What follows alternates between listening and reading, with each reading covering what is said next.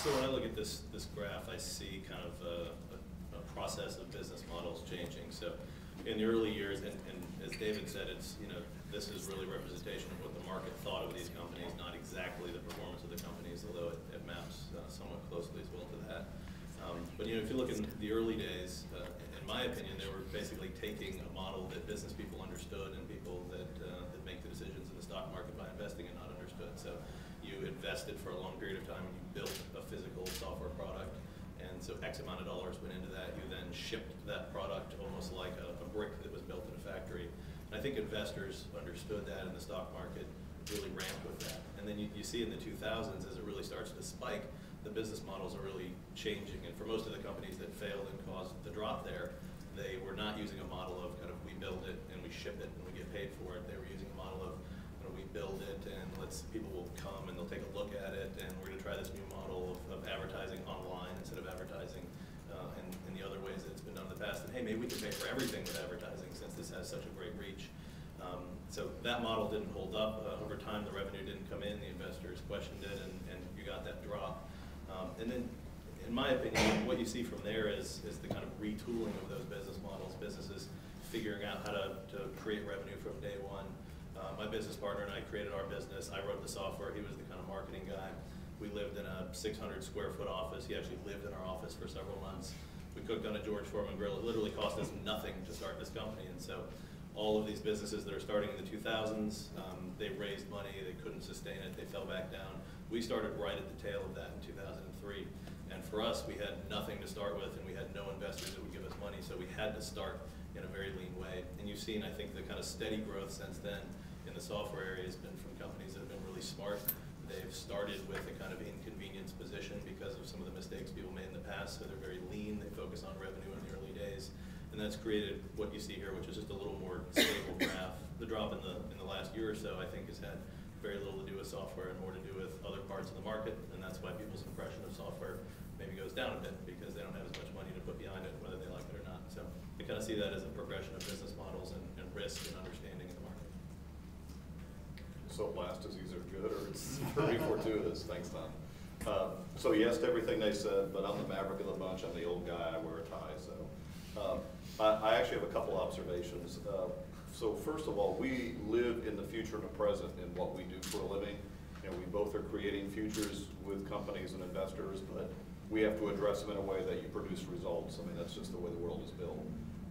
The second thing is these kinds of graphs and these kinds of questions are kind of a little loaded, which is why Tom asked it so well. This is only a two-dimensional picture of that horizon. And there are a couple other softer dynamics that, as the old guy, I can attest to are missing from that graph, and I would propose that graph sets up what I would call the end of the beginning, kind of the next way to think about what gold is going to look like.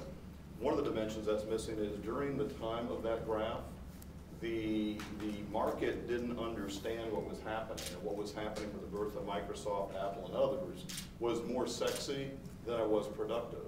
And it wasn't until the later years that the markets, this thing called markets, which really is people, it's you and I and anybody else with money that puts it into these things, began to understand there was a translation from what they were doing to savings or growth, which turns into a return, which is why then investors get excited. So there is some picture there where first it's sexy, then it becomes meaningful. The second dimension that's not on that graph is the dispersion, meaning what investors and where were they when that graph took off. And largely the participation by investors in that period of time, the post-dinosaur period that I grew up in, was mostly North America and some of Europe. Historically, Asia, including China and Australia and other places like that, aren't represented till the very late 90s when it became an investor run.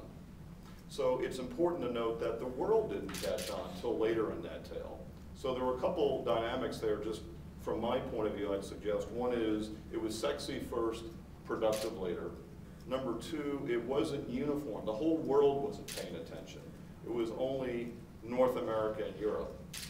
And then the last was the market didn't know how to make sense of what was happening until the very late years when things like social began to be born, when big media companies began to really pay attention for real to the web, not just the web was a bolt-on to a TV network, whereas these guys said an entrepreneur, which, you know, I'm called that quite often. I'm not exactly sure what that is some days, because we see great entrepreneurs in some of the very biggest companies around, like a GE. They're just hosted in different environments. So I think there's a little redefinition of what an entrepreneur is, and can you make as big a difference with the lessons learned in the past, but in a new way, so that you have global participation now, which, you know, one of the companies Tom and I talked about is this company called Zigna, which produces the virtual things you buy on a lot of the online games. It uses the model all of us grew up with, but in a way that says it is a global participation. The second thing is they less care about the return to the investors at first. They most care about returning benefits to the user. And when we grew up, a lot of it was a technology pitch and find a user later. Now it's all about, if you can drive real value for the user, then you'll work the economics backward and everything else will make sense. So I would just say that that's the kind of thing we think that sets up, and on record, it is a very bright future ahead for those reasons. And we've only begun to tap the known universe. We don't even know the other pockets of potential. We've heard about them, but places like Africa or mobile health, really big but latent markets that haven't had the full power of our innovation yet, that's like finding gold and oil where you didn't expect to see it.